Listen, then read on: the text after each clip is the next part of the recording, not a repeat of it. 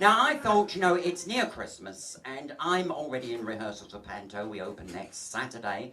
Auntie Doris is in rehearsals a week today, I think it is. No, a fortnight today, something like that. And I thought, you know, every Christmas I get out a little fairy story because I think it's nice that we have a bit of class in the pubs now and again. I mean, you don't want filth all the time, do you? I mean, yeah, of course you don't. I can tell that you're a very classy type of crowd. And, thank you, darling. Now, for those of you that would like to know a little bit of advertising, you can get this book in Woolworths. It's the Ladybird book of fairy tales, and it costs 1 and 6pence. Oh. So it's very up to date. And unfortunately, the only thing is that, you know, once you're past sort of 25 and a half, you need glasses. Otherwise, you can't fucking see it, you know. Now, you've all... And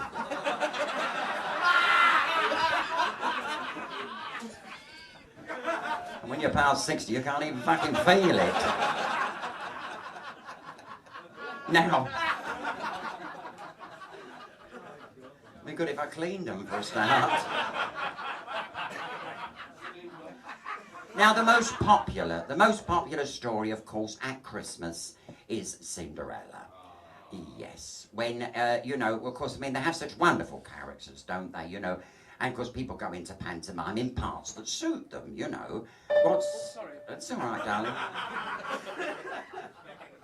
And, of course, they have, of course, a marvellous part for a lot of the drag acts is Ugly Sisters, of course. And, yes, I won't mention anybody in particular, but, no, this is the true story of Cinderella. I mean, what we see in pantomime is glossed over, you know. It's not actually the truth, you know, because she wasn't like that at all. Once upon a time, there lived a girl called Cinderella, who played with bows and arrows and looked more like a fella. She was happy till her father remarried a woman ugly and fat as blubber, who was into plastic raincoats and got her kicks from wearing rubber. She had 2 gruesome daughters. No one could love, it was true. One was called Clappy Clara, and the other Syphilitic Sue. Oh, they were ugly bastards, they were really. They both wore tweed skirts, and one of them smoked a pipe. The other had arms like Big Daddy, and a nose she'd forgotten to wipe. Get into the woods, they screamed. Collect woods for the fire and be quick. They hit poor Cinders. She cowered with fright and nearly shit a brick. It's taken me all morning to light that fire, poor Cinders cried with a shout. But before she could stop them, they pissed in the hearth and put the fire out. Wicked cows. She hurried into the forest, skipping amongst the trees. She felt quite gay and happy after downing a couple of eaves. When all of a sudden from out of the thicket, a very old lady appears. She had bandy legs, warts on her face, and tits like a spaniel's ears. My dear, cried the old lady, my hands are grazed with the sticks. The thorns are sharp, but my hands are numb. It's a long time since I felt any pricks. She's not alone. Sweet child, she said, collect me some wood, for I'm frozen to the bone. And Cinderella, with a smile on her face, said, fuck off and get your own. She wasn't all sweetness and light. She relented, however, and handed her bundle to the lady in black, who immediately rose to her full height and cast off the hump on her back.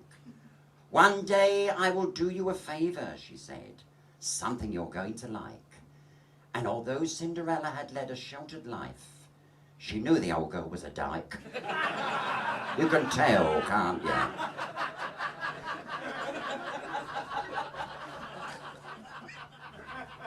The The very next instant, a lovely young man rode up on a pure white mount. He had more diamante brooches on his coat than Cinders was able to count. "I've come into the forest," he said, "to see the woodman's choppers." He sat aloft, smoking a joint, and the horse had a bottle of poppers. Cramp, isn't it? It must have been 2 weeks later that the prince was holding a ball. It wasn't his own, of course, it belonged to his valet called Paul. The king had said he must find a bride before the end of May. "Oh, don't be silly, father," he cried. "Everyone knows that I'm gay." On the night of the ball, the sisters left, dressed in their finest drag. The Baron had given them 50p each and a 2-ounce packet of shag. They rolled their own, you see. Nobody else would do it for them. Poor Cinders had to stay at home, alone with Ginger the cat.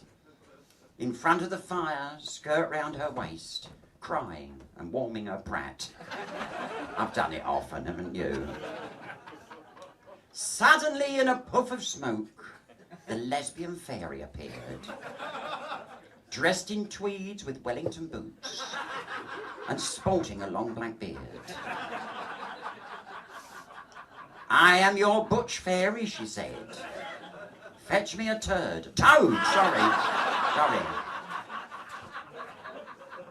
"Fetch me a toad from the shed. My magic is strong," she cried, waving a vibrator over her head.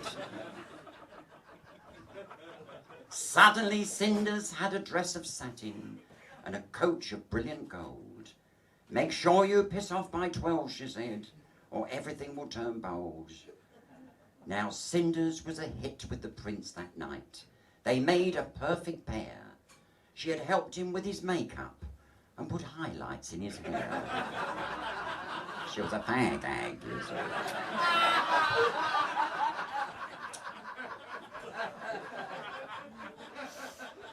But all of a sudden the clock struck 12. It was the end of fun and frolics.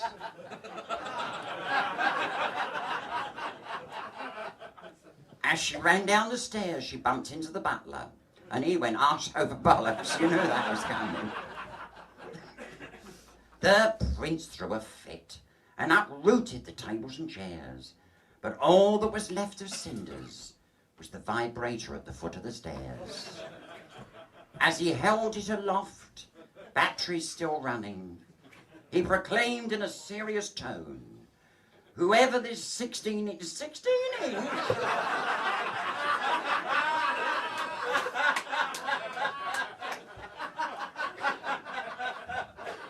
Whoever this 16-inch vibrator fits will be the one to share my throne." Now queens came from near and far. It was a wondrous sight, but they were all far too slack for the vibrator to fit really tight.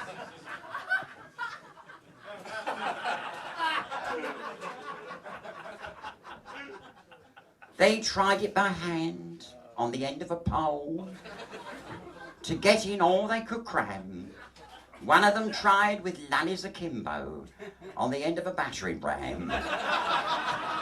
Never tried that, have you? When it came to Cinderella's turn, there was no doubt it belonged to her. As soon as she gazed upon it, her pussy began to purr. She had the cat with her, you see. "Oh, fucking hell," the prince exclaimed, amid tumultuous laughter, and they both shared the vibrator between them and lived happily ever after.